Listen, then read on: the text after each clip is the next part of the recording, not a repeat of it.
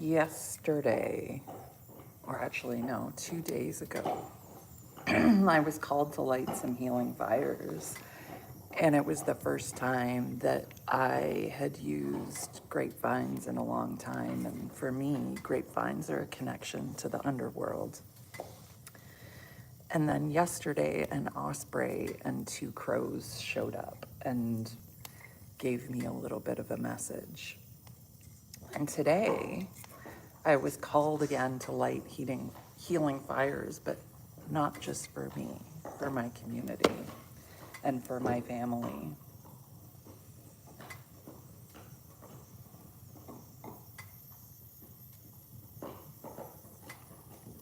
I work with the energy of the earth. I'm a forest whisperer from Canada.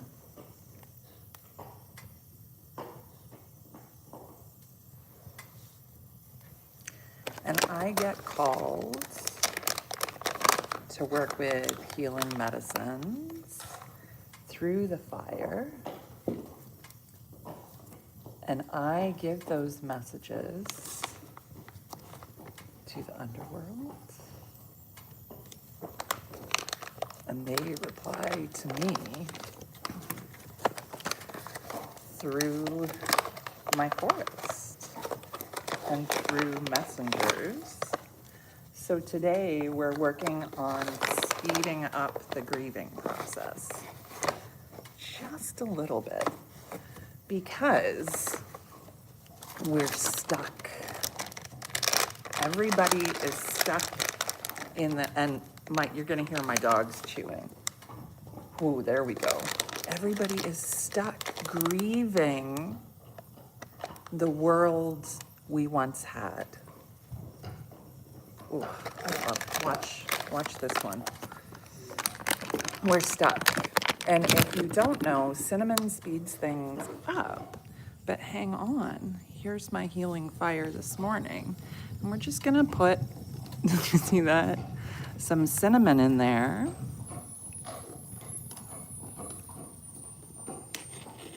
And do you hear the whispers coming from the fire? You can hear the dogs, I'm sure. Oh, Odie. I was gonna show you the new book I got from my friend Kelsey last night. This is Botany, Motherhood, and the Fight to Save an Old Science. It's amazing, but Odie doesn't like covers like me. Thanks, Odie. And with that, I also got this awesome sticker. But I wanted to come on here today to say that the healing fires, Odie, he's a teenager already. The healing fires that I'm lighting today are for my entire community. So if you're showing up here today, you'll receive some of this. It's going out to everybody. We need to allow ourselves to get to this place of resistance. We need to allow ourselves to get to the place, this is our new reality. We need to push past the fear of what is going to happen, and we have to be present so that we can actually put things into action. Now is not the time for emoting and all of these things. It's for action.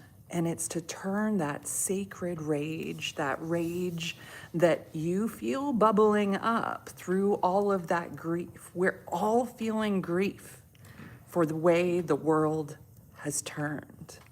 We're all feeling it.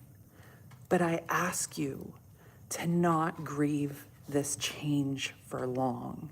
Because if you sit in the grieving process for too long, we won't be able to take action in the way that we need to take action. So please, allow this healing fire to warm your heart through this process, to see that when we open up and have grace with ourselves and have grace for the decisions that were made that led us here, and we go, it's already done. So Let's sit in this moment and say, what do I want my world to look like? What do I want this new space to look like? Because it definitely doesn't look like the old world that we knew. It is changing, and it's not going back. We need to focus on moving forward and choosing new ways to take care of ourselves and to take care of our communities. And I'm going back to my ancestral work. It is the time for me to come alive. My ospreys and crows showed up yesterday. Thank you. This work that I do is for everybody. It's not just for me. When I'm called to do healing fires for my community,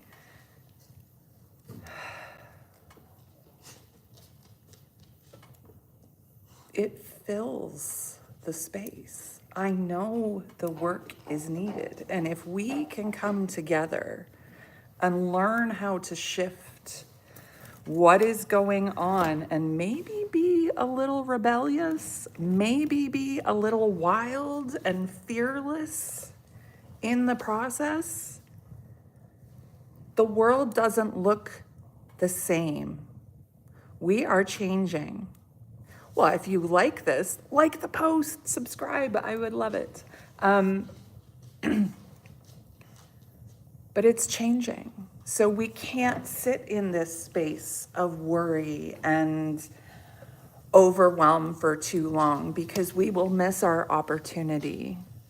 We will miss the opportunity to go clear into this with the abundance we have right now, because things will shift and change once all of this comes to fruition. Trump is going to go through with the tariffs. It means Canada is going to have to change everything. If you don't understand what that means, it means every single thing that we send down to the US gets taxed, and the US, the people on the other side, have to pay that tax. So they are going to choose not to purchase our items, because it's going to be more expensive. And then vice versa, if we're buying something from the US and there is a tariff on it, we have to pay extra to purchase from the US. So it will become very, very important for us to support our own country. That is a big shift in mindset. We have to start thinking about our own. And as Canadians, we don't know how to do that very well. We focus on the rest of the world, and we're just trying to make everybody happy. But we're the people pleasers. Canadians are the people pleasers. So we need to get a little, I'm from Ontario. So I'm like in the thick of all the BS right now in Canada, because we're trying to vote out. We're trying to vote out our prime minister here because he's destroyed. He's very much Trumpian. He will destroy the medical system, and he's destroyed the education system. He's also, I'm autistic, and he's gutted the funding for autism. So he is very much like Trump, and we're trying to get him out this week. So I'm on here to encourage people for my birthday, because it is on Thursday. My school, I teach people how to connect with the earth. Yep. It's the Wild Healing School. If you go on Instagram, it's the Wild Healing. This one's here. Oh, come here. Come on. Oh. This one's being grumpy because I asked him to come away from his piece of wood he was chewing on. Hey?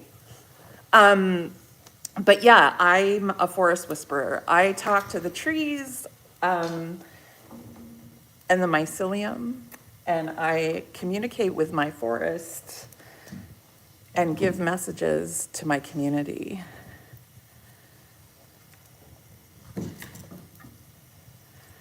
Have we become more patriotic because of Trump? I don't know. Like, I think I think a lot of Canadians were already doing that. I just think it's a great reminder to Canadians that we need to be supporting our own. I lost my business during COVID because everybody started buying from Amazon. This one's Freya, and the little one's Odie. But this grief that we're going through because everything has changed, there was never a charge to buy local. A charge? Or you mean like a movement to buy local? Hey, when COVID was happening, there was a major push to buy local. And actually, a lot of us lost our businesses because people refused to buy local. And during COVID, everybody decided to buy from Amazon. My store was a metaphysical shop, and you could buy everything that was in my shop on Amazon. And even my local people were like, well, it comes overnight. Are you meaning change? Odie, don't be a dinkus. Yeah, I don't play video games. The only video game I play is Tetris. I'm autistic and my brain loves puzzles, but it doesn't love change. So I've played Tetris since I was like a teenager, and I like to just play the same thing over and over and over again. So I only play Tetris if I play a video game, or I play my Plants vs. Zombies. My kid plays that sometimes. So I've lit the healing fires. We've put out the call, Odin and I. Come on, come here. Odin, you're being a toughie. This is Odie. And we are asking people, oh, look at your eyes, Odie. They were glowing there for a second. We're asking people to pay attention and don't grieve right now. I think it's silly that now and only now we are pushing to buy Canadian. Nobody gave a shit before. Exactly. I know so many people that lost businesses during COVID because people refused to buy local. Because here in near Cambridge, there's a massive new Amazon delivery thing. It's so huge. That only got built here because people are buying that much from Amazon. And that drives me crazy because I want to support local. I don't want any of these small businesses to disappear, but that is what is going to happen. So I kind of think that this is all, hopefully, fingers crossed, works out for Canada, because we're going to realize how important it is to have our own infrastructures. It's important to have our own companies producing important things. And my father was in manufacturing. My husband is in manufacturing. I know the manufacturing industry. We left England because there were no jobs in manufacturing because they went to importing instead of making their own stuff. We had to leave England because of it. So we came here to Canada in the 70s on a big hiring spree because there was nobody for the trades. And now we're going through it again. We've done the exact same thing again. There's nobody for the trades. And all of the manufacturing is going somewhere else. It's ridiculous. And people can't see these cycles. As an autistic human being, I see these cycles so clearly. It's so frigging frustrating. But it required America's Trump to make us do it. Oh, I totally agree. I said the first time Trump was in power that we need to pay attention to what he's doing and make changes then, and nobody did it. And here we are again. We're repeating the cycle because not enough people learned the first time. So we're back here again. Oh, I know my autism doesn't define me, but it makes my brain do certain things. And my autism does define me, actually, because it's incredibly disabling. But it wasn't disabling until I burnt out. And then I burnt out, and now I've been in 5 years of burnout. So it does kind of define you.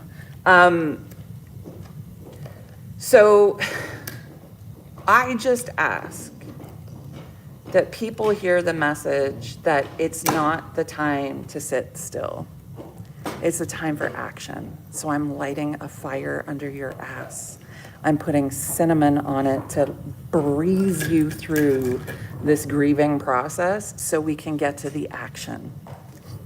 So we can get to that place where I put some mullein on so we can get the grief out of our lungs, yell and scream and say this fucking sucks that we're here. But let's get moving. Let's get moving to a place where we're supporting each other, where it doesn't matter what the US does, that we are sovereign, that we have everything we need to be and do without relying on all of these countries. I think it will be great. It's gonna hurt like a son of a bitch, but I think it will make people refocus what is important. And I think that's really, that's the message that I keep getting is clean up your own hearth. Like, take care of your own problems. If your household doesn't feel strong and stable, then make it strong and stable.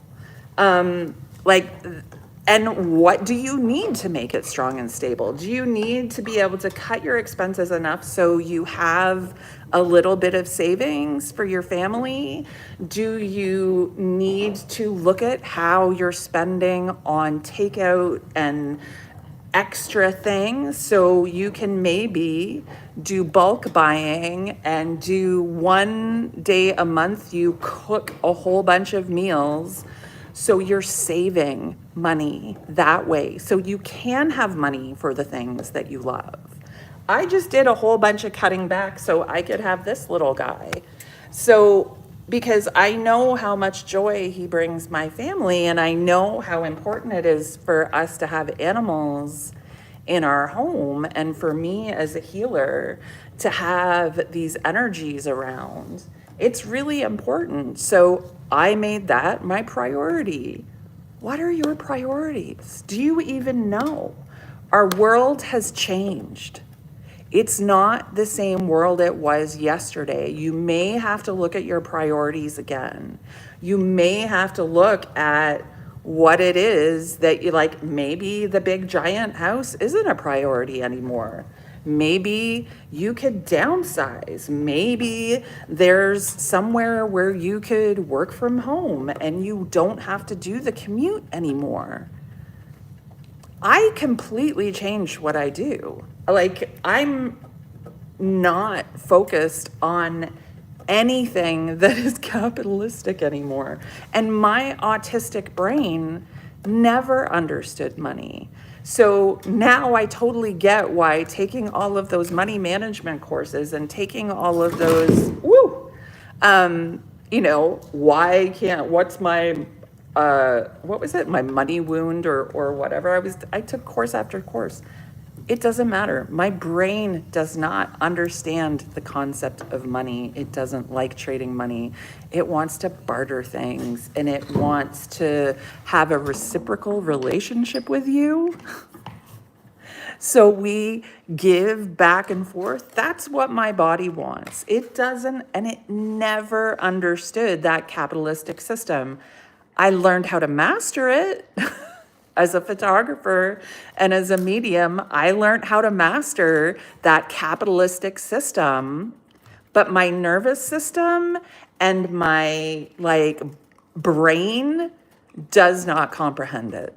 So it's actually not good for me to receive finances as a payment. So like, I love it when my friends and clients, instead of giving me money or like giving me a fancy treat, buy me a book. Oh my God, people. Do you know what books do to my brain? It lights them up. Like, I will probably read this book today.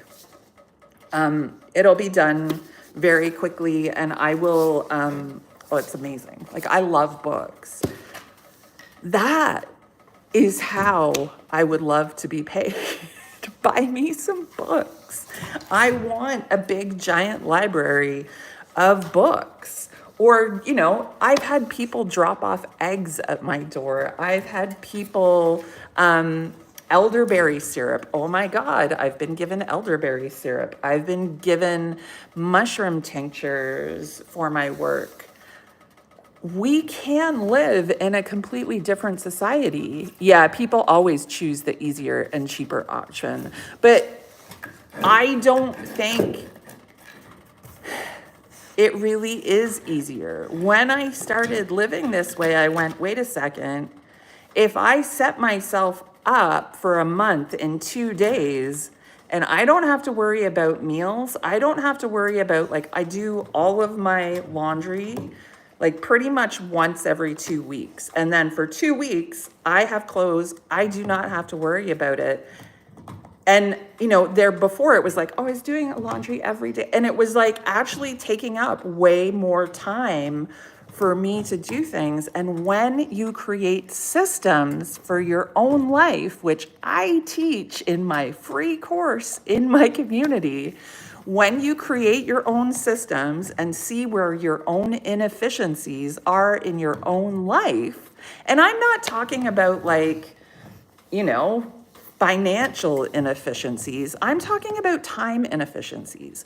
One of the things that we really don't calculate into our, you know, cost management is the time that we spend doing things. Or how much gas are you spending to go around and save money at these stores?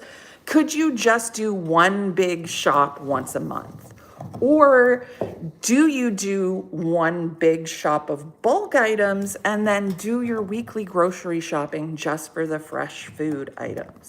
There are ways to save yourself money. There are ways to work with local groups. CSA boxes is one of the amazing ways that you can do that. Find a small farm locally and get a weekly box delivered. A lot of them are from like, you can go anywhere from $20 all the way up to $45, and you're getting a giant box of fresh vegetables. And most of CSA boxes are organic, and you're supporting your local economy. You're eating by the cycle of the planet. You're eating seasonally, which is so much better. We need to start remembering these things. Our bodies and our minds have always created these cycles for us, but we've modernized too many things. We need to get back to basics. Light your fire in the morning, clean up your hearth, and see where it takes you. Anyway, that's enough rambling for me today. Odie, say goodbye. He's chewing on his log very happily. Look at this little guy. Freya, are you saying bye? Say bye, Freya. Bye. Go be wild, wildlings.